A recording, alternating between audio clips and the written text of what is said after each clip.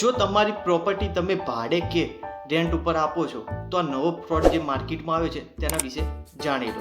ભાડવત તમારી જોડે આવશે અને તમારી જોડે તમામ કન્ડિશન એક્સપેક્ટ કરી લેશે અને તમને એડવાન્સમાં ડિપોઝિટ પણ આપી દેશે. જ્યારે પણ રેન્ટ એગ્રીમેન્ટ અને પોલીસ વેરિફિકેશનની વાત આવશે એટલે આનાકાની કરશે અને આવા 2-3 મહિનાના સમયગાળામાં રહેશે અને પછી તમારી પ્રોપર્ટી ખાલી કરી દેશે.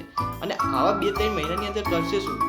ફ્રોડ ડોક્યુમેન્ટ તૈયાર કરશે, જીએસટી વાળી કંપની ચાલુ કરશે કે સાયબર ક્રાઇમ જેવા ગુના કરશે.